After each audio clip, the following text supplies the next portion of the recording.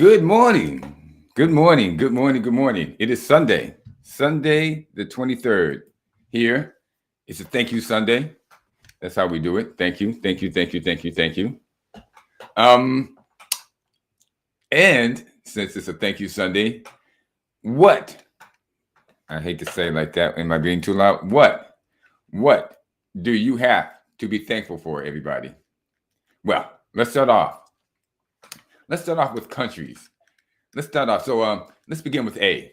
So if you are in Afghanistan, Albania, Algeria, Andorra, Angola, Antigua, Argentina, Armenia, Australia, Austria, or Azerbaijan, and you are watching or listening to my voice, guess what? You are alive. And so that means you have something to thankful for, unless you're thinking, why am I even watching this? Because, like, wow, whatever. But next week, we will do the countries that begin with B. Why? Because there are a lot of B's. 16 to be exact. Did you get that? I just worked the B in there. Okay. Ladies and gentlemen, and sports fans everywhere, what do we got here? What do we got here? What do we got here on Be Thankful Sunday? Well, what we have is actually week 7 in the NFL. Now, that already began Thursday with the Arizona Cardinals defeating the New Orleans Rams. Now, I'm sure the Cardinals want to say thank you to Andy Dalton for throwing 3 interceptions. One was a pick six. The other one was almost a pick six. It went down to the 2-yard line. So essentially it was 2 pick sixes and then another interception when he threw an interception when they were about to score a touchdown. So yeah, I'm sure the Arizona Cardinals, an organization, want to say thank you to Andy Dalton and the New Orleans Saints for that. Now, let's get into something we haven't started. Baseball.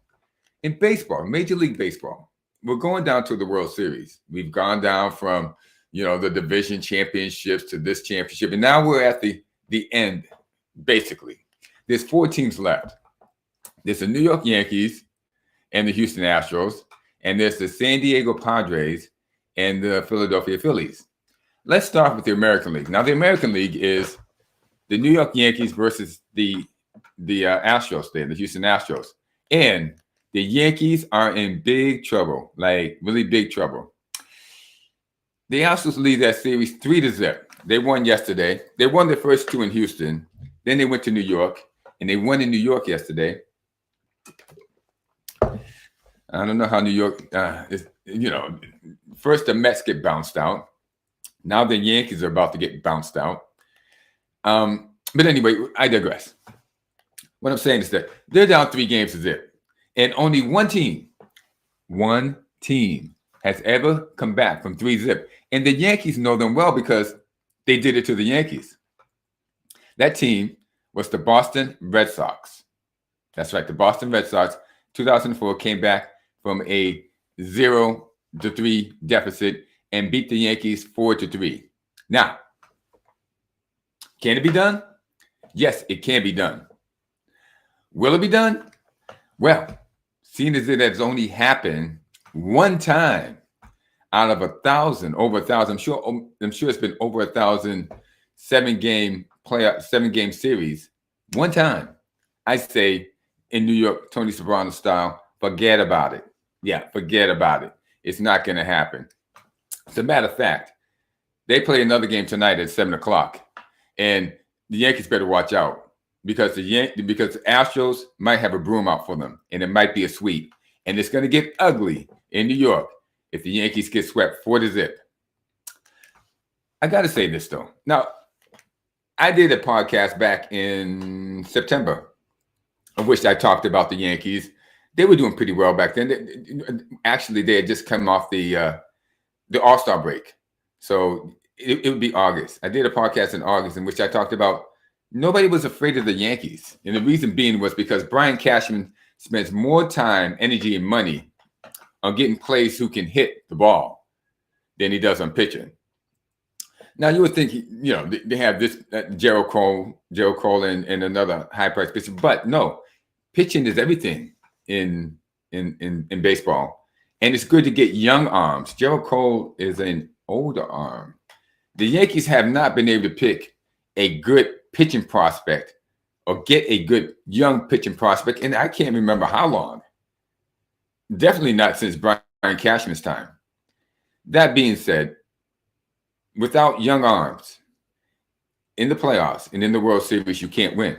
It's good to have a veteran, 2 veterans, and the rest you want a bunch of young arms in there, and the Yankees never seem to get it done. Cashman spent a lot of time, energy, and money on bashers, but this isn't the 1930s, and Reggie Jackson or Babe Ruth isn't walking through that door. So I don't see the Yankees winning, but good luck to them. They made it to the American League Finals, and so that's better than, I think, how many, 26 other teams. Okay.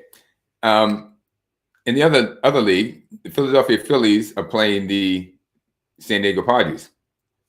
Philadelphia's up 3-1. They took the first game in San Diego. They lost the second game to San Diego, and they've gone to Philly and won 2 in a row. Now, the split is always a 2-3-2, 2-3-2. So if one of the teams takes a game in the first 2 games and then comes back home, what we're talking about, the second team, they can actually close out, which is what the Phillies can do. They can close it out tonight in Philadelphia and save that trip back to San Diego. Do I think they can do it? Listen, anything is possible in baseball. It's all about pitching, and then it's all about hitting, and then it's about errors, and a couple of errors could just determine the game. Baseball is finicky like that. You just can't come back like you can in basketball or in football or in hockey when you have the puck on your stick and you can make something happen. It's harder to do it in baseball. It takes breaks. We'll see what happens tonight. Now, as we go forward, we talked about baseball. We talked a little bit about football. Now, let's talk about basketball. Yes, let's talk about basketball. In the NBA, last year's finalists, the Boston Celtics, have won 3 games in a row. They took the first game in Philadelphia, and then they've won back-to-back games in Miami and then Orlando. Now, the Celtics are looking great. The rest of the NBA, not so much. You have a lot of teams that are 1-1, 1-2, and some that are 0-2. So let's talk about this. The Golden State Warriors, the other finalists, they're 1-1. They came out and they beat the Lakers, or the Los Angeles Fakers, as they should be known now, on opening night, and they beat them in Los Angeles. Then the Warriors went out and lost the second game in Golden State. They lost to the Denver Nuggets. How? Go figure. You should win your game at home, especially because that's your homecoming, but they lost. It means they weren't too rough. It also means that they missed Draymond Green, the pugilist, and the guy who was, well, I think he's just taken a leave of absence from the team. I don't think he's even been suspended for punching his teammate in the face. Now, I'm not going to talk about Draymond Green right now. We're going to save that for tomorrow. We're going to have an NBA chapter tomorrow at about 1 o'clock in which we're going to talk about the NBA and not talk about Draymond Green. But you will know that last year in the playoffs, on our podcast, we talked about Draymond Green and the effect he was having on the NBA negatively. And this should have been dealt with long before this happened. But anyway, I digress. So Golden State's 1-1, and then we have the Fakers, the Los Angeles Lakers, who lost to Golden State and then lost to the Clippers. Now, for some reason, ESPN always wants to show us the Los Angeles Fakers losing, because for the last 2 years, we get a daily dose of the Lakers, Fakers, whatever you want to call them, losing all the time. It's not going to change. LeBron James has not played defense in the last 6 years. Russell Westbrook is still his frenetic brick-laying self.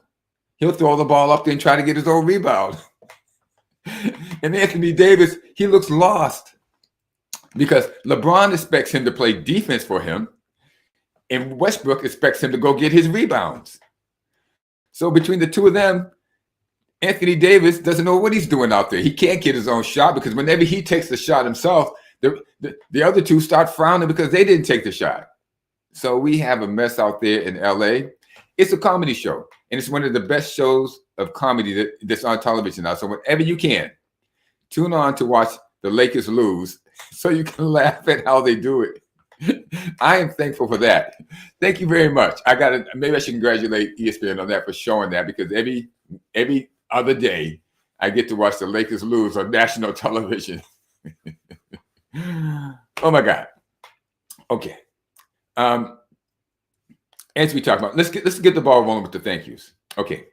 I want to say thank you to my workout partner, Joe Kinsley. Now, Joe, he's kind of a big guy. He's got a weight. He doesn't want me to tell his weight, so I'm just going to say he weighs 300 pounds and a little bit more. So, Joe, I want to thank you for lifting all those heavy weights at the gym that I refuse to. That's right. And I probably can't lift them anyway, and I don't want to try. But they need attention too, and you give it to them. I also want to thank Axam, A to the XAM, another motivational partner at the gym. Axam is dedicated, works out hard, and he is uplifting. Axam always has a kind word to say, a positive word to say. He's always telling you how you can get it done, when you can get it done, and how you should get it done. So I appreciate you, Axam. I also got to thank the magnificent Jagbar, also at my gym. He gave me a leg workout last week sometime that left me sore for about 3 days. I don't know if I should say thank you, but my legs felt a whole lot better the 4th day. It felt a lot stronger. So I guess I should say thank you. And also I got to give a shout out to Kyle and Emmy. They are 2 stalwarts at the gym. They show up there every morning early. They are going to run some triathlon, whatever that might be, Legathon, Ironman thing, sometime in the future in 2023. So they're getting ready for that. And they give us almost 2 young kids. And they give everyone else there to gym motivation, because if 2 young kids are going to get up and do this, I mean, they're in their 20s. What do you expect? And when you're in your 60s, anything under 40s, a kid, but they're especially young because they're only in their 20s. Anyway, I digress. That being said, thank you, Kyle and Emmy. You keep us motivated. I also want to thank Steve and Bat Flash Danny, the guys who work the place, because they keep it clean, neat, and they keep it all together.